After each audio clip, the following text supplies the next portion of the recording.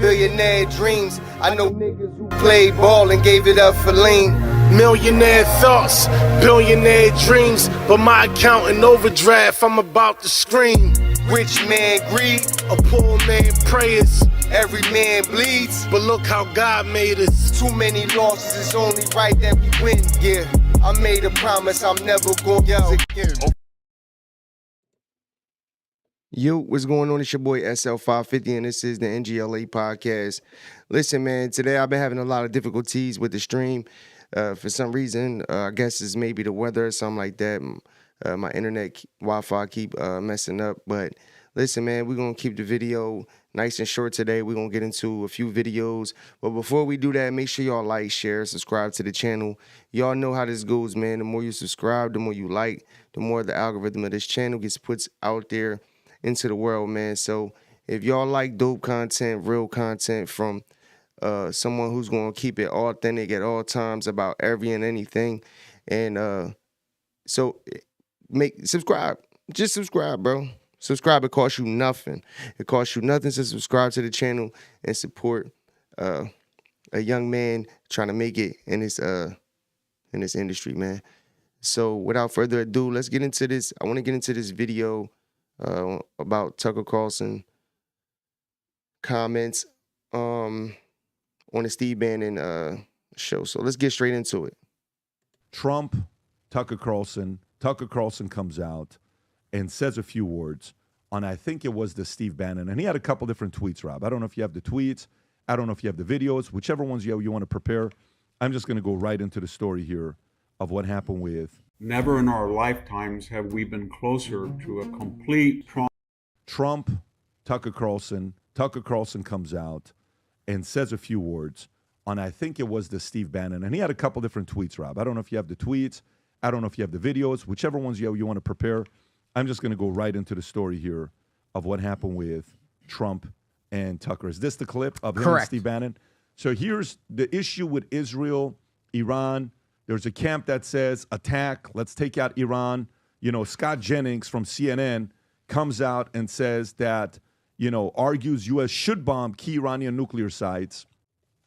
And a lot of people are on the same page with him, but there's a complete different side. Jennings, one of the most effective defenders of President Trump on cable news, wrote from Jerusalem, Israel on Sunday that U.S. should bomb Iran nuclear facilities at Fordo. My thoughts from Jerusalem: Israel is on the brink of remaking the Middle East and ending the biggest sponsor of radical Islam terrorism in the world.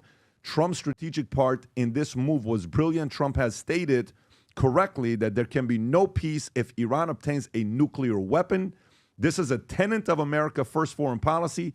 The Iranian terror regime has never been weaker. Thank you, Israel. This is what he says. The chance to end them as a destabilizing force cannot be dismissed. In my opinion, Trump would be justified in taking out Fordo nuclear enrichment facility. It would be a righteous decision, and if he does it, no question in my mind that he would deserve the Nobel Prize. This is a once-in-a-generation chance to make the world safer and defend Western civilization. Bomb Fordo, destroy the Iranian octopus, restore deterrence, win the Nobel, America first hashtag. That's Scott Jennings. And then here is Tucker Carlson on Steve Bannon talking about the same issue. Very different opinion. Go for it. Yo, before we get into that, I want to say that what's crazy is that I believe that this whole situation with the Middle East, man, it's hard to say, man, because, I'm an American Muslim. I love Islam. So, of course, I'm going to love my sisters and brothers over there in the Middle East who is going through these hard times. And it's tough, man, because these extreme Muslims give Islam and Muslims a bad name all around the world. And it's just what it is. And I really believe that you may have people who are affected by the propaganda and they become these extreme Muslims because they have this ideology of hate America. America is the enemy. And I believe that people do get caught up in that. But I believe that the leaders of these regimes aren't bought and paid for. That's basically what I believe, you know, because I know that Islam is a beautiful religion, and these extreme Muslims just give Islam a bad name, and it's sad, man, to be honest, because there's a lot of beautiful men and women in the Middle East who don't condone in this ideology, man. It's a bunch of brainwashing. But yeah, that I just wanted to say that before we get into the rest of this video. Let's get it. Rob.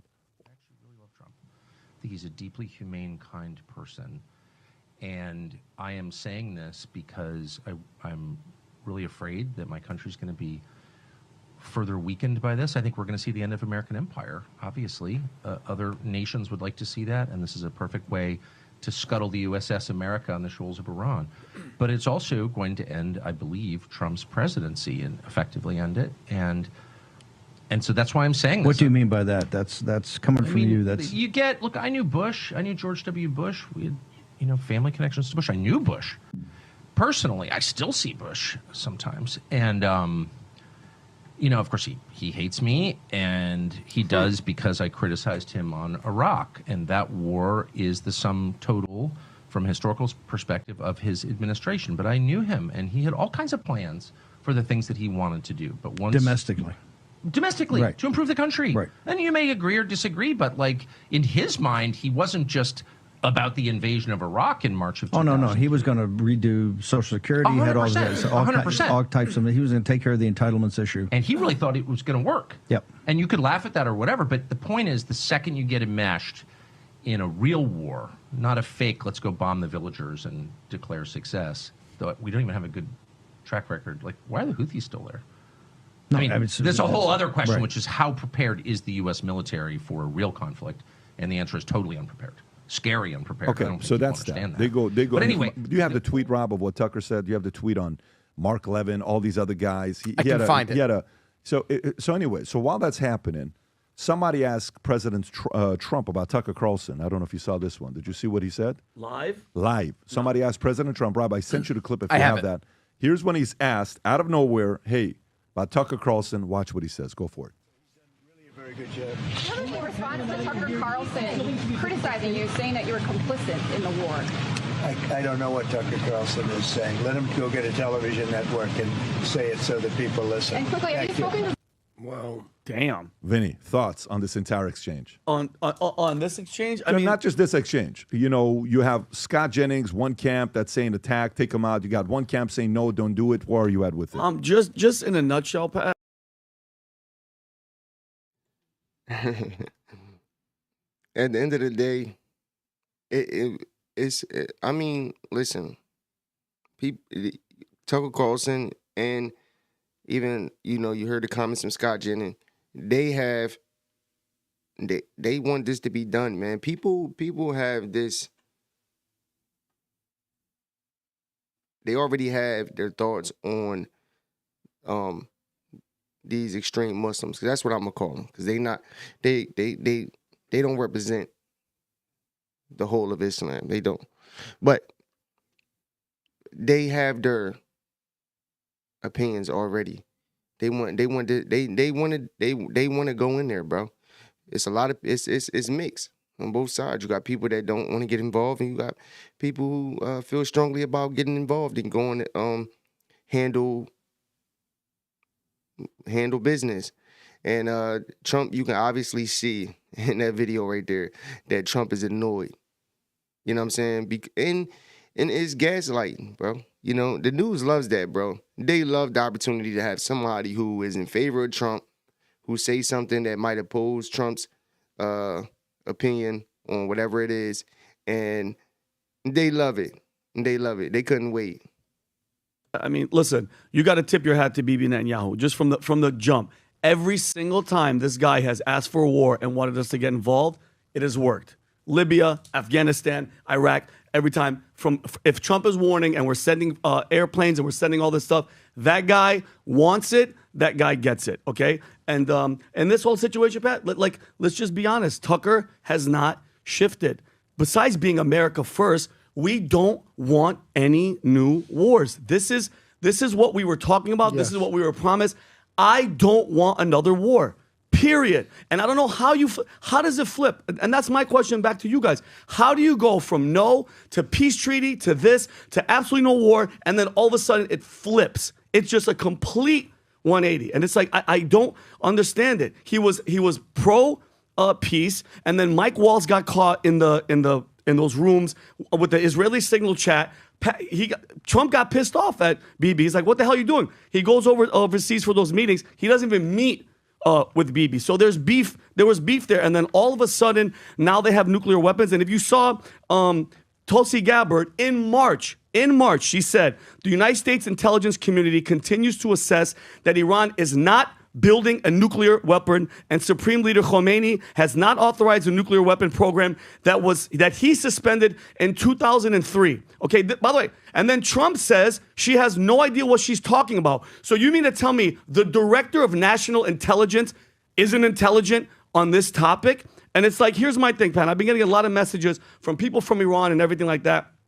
I just hate the games that are being played, okay, especially with Bibi Netanyahu. If you want regime change, which I know he does, just say it. Stop with the nonsense about Iran trying to assassinate Donald Trump and trying to drag us into it, okay? You don't need to do all that shit. Just say you want it. There's 90 million people there. I got a message on Minek this morning, Pat. I got to show you this.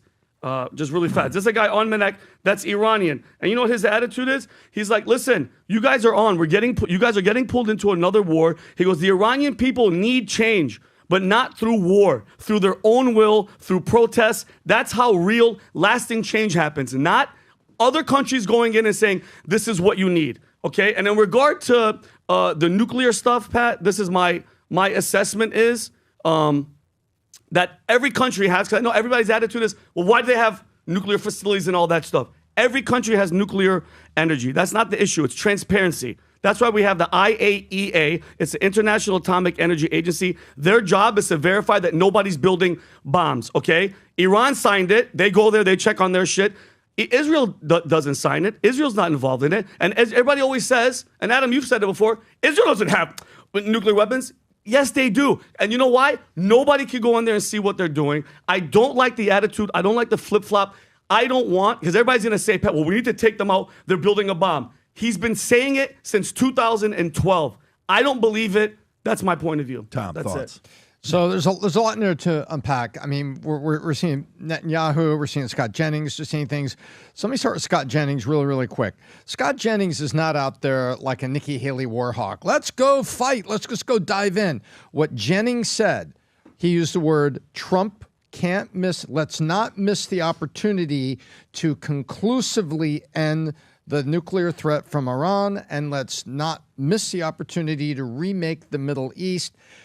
If Trump did something supportive, he would be justified, is what Jennings said, and I think he should get the Peace Prize. That is a hell of a lot different from the war hawks that are out there saying, you know, there's just sheer bloodlust. Let's go, go, go, go, go. So I think the media is trying to make Jennings sound a little bit more war hawkish than he was there, especially because he talks about a quick action and then ending with the Peace Prize. Now, to Netanyahu, yeah, I mean, there haven't been, we can talk about inspectors throughout the Middle East, but, you know, there have not been inspectors that have successfully, you know, gone through Israel and, by the way, Arab countries who have their motives and they're trying to start trouble of their own, you know, have said, you know, hey, if you're going to inspect us, you got to inspect everybody. And so that's how I feel about that. But right now, I also think Netanyahu's being pretty shrewd because they say there's 60% of the people in Iran want regime change. We've seen the videos of people cheering. And so when Netanyahu goes out and says, let's make Iran great again, I don't have a problem with you. I have a problem with your government. He's really trying to stoke the protests and stoke the opposition party to go do its thing. But, you know, he's no saint, but that's what's going on in my view. Adam. Yeah, man. Listen, if y'all want to check out the rest of that video, go to the PBD podcast, man, and check him out. PBD is dope, man. I like his content, man. Them guys are doing great shit over there. But you know, the moral of the story is that Trump, you could tell Trump really doesn't want to start a new war. But at the same time, the Iranian people are kind of forcing his hand. So he's you know, the way it's looking though, man, the way the projection is in the news and stuff like that, because you can kind of tell when you because I don't watch the news, but I watch certain people like Scott Jennings who go to battle and debate these liberals on I think they on NBC, I think one of them anyway. But I follow certain news lines, and you can kind of see the direction of where it's kind of going, depending on who's saying what. You know what I mean? So when you got Scott Jennings, who is very rational, saying what he's saying, like let's take this opportunity, then it definitely is this is scary, man. But we're gonna keep this video nice and short today, man, because I've been having some technical difficulties. I had another video I wanted to play by Victor Hansen, but I ain't gonna be able to get into that video. So we're gonna get straight into this. I've been doing all politics, so I want to get into my Eagles. That's why I got this Eagles outfit on today. I'm pressed for a little time, man, unfortunately, but we're gonna get into this Eagles video and talk about the Eagles a little bit, man, because camp is near and the season starts. I believe less than 100 days, so it's definitely, I can't wait, man. We going for that repeat. So let's get into this video right here. Philadelphia Eagles training camp is right around the corner. Trump, Tucker Carlson. Philadelphia Eagles training camp is right around the corner, and in the months leading up to it, a handful of players have really put the NFL on notice, as these Eagles have been dominating during the offseason, whether it's been at OTAs, minicamp, or just with their individual workouts, and that includes some of the Birds' biggest stars, along with some young up-and-coming playmakers, and a few sleepers as well. So in this video, I'm going to talk about 13 Philadelphia Eagles who have dominated during the NFL offseason, so let's get started right now. So as of right now, it is currently summer break in Philadelphia, as the Eagles just wrapped up their spring training period this past week with their lone practice of mandatory minicamp, that being on June 10th. And of course, they also had 6 individual on-field practices during OTAs before that as well. So obviously, a lot of news reports and information has come out over these past several weeks, all of which I've covered here on this channel, and I'm going to be doing the same thing for training camp, so make sure you guys subscribe and you turn on notifications so you don't miss anything. But as I was saying, a ton of new developments have come out this spring during OTAs and minicamp, and in particular, a bunch of players have really stood out and have given fans a reason to be excited ahead of training camp. So let's start out with the face of the Eagles franchise and leader of the team and quarterback Jalen Hurts, as a lot has been made about how he's looked during the Eagles practices in both OTAs and in minicamp. As when it was all said and done, the media was present at 3 total practices, and in those practices, Hurts was surgical, as he went 50 for 55 on his throws, along with a touchdown and also no interceptions. And yes, look, obviously practices in the spring with no live contact can only tell you so much, but you gotta admit, it's awesome to hear that Hurts has been lighting it up at practice, and also that he's improved dramatically as a practice player in recent years. As according to the guy who keeps track of all these stats, that being reporter Elliot Shore-Parks, Hurts is clearly processing and reading the defense much quicker than he used to, and is just overall playing the quarterback position much more efficiently in practice. Having watched all of Jalen's practices since he was drafted back in 2020, you can really see in practice the difference in him now as a quarterback versus obviously as a rookie. Like he just plays the position so much better even now than he did probably 2 years ago. 2 years ago in practice, I remember talking on air with you guys about it. Like he would hold on to the ball so much. There would be so many 7-on-7 reps where he would hold on to the ball. And in 7-on-7, the ball should never be held. Like that. My bad. I just want to say real quick that I was one of the few, probably the only one, when we got Jalen Hurts, who was riding with him from the jump. When I watched him in preseason, I said, he's going to be great. Give him a couple years, let him develop. He's going to be great. Even Carlson Wentz, when I seen Carlson Wentz, when he came in preseason, I'm just I'm an Eagles fan, and you know, Eagles fans can be crazy. Me, I'm a rational Eagles fan, but I'm a sports fan. I love the game. At the end of the day, I've been saying, I said Carlson Wentz was nice. What'd he do? He played great. His problem was he wasn't really coachable. You seen it on and off the field. And that whole Super Bowl, that thing kind of really, really melted his career, because when you got that big of a buildup and then you get that big injury like that, it's already hard to come back from injuries. Then when you have your backup quarterback, Nick Foles, who's never been a great starter ever his whole career, but he played the best, 6 games of his career, period. And he won the Super Bowl. And then they did all the extra stuff. That really got to him on a personal note. And then they rushed him back. That was what hurt Carson Wentz. And ultimately, Jalen Hurts, not only did I see the potential in the game, because he has a great game, strong arm, nice, accurate. Everybody it's always room for improvement. The one thing that made me know that Jalen Hurts was going to be great was the fact of his character. People don't understand how much character plays a role in any game, in anything, really. His character, he shows it on and off the field. He's a winner. And that's what you need in this game. Not somebody who is, look what happened to Baker Mayfield. He had that one good season, and this is what the NFL does that I don't like. They hype it up because they want to make the money off it. Understandable. But some people, they embrace that hype, and then now you got to live up to it. You feel what I'm saying? So now you put all this extra pressure on you, so when you don't perform, it really can fuck you up. It's not high school no more. It's not even college. And college is a big thing. It's the NFL, bro. It's the best of the best. So it's different. Jalen Hurts always been here. Always stayed right there, bro. He never got up here, never went down there. Excuse me. Always stayed right here, bro. And that's what you need in this game, bro. You need somebody that it doesn't matter if you win a Super Bowl or you lose a Super Bowl. Understand that you're going to come back and you're going to get better.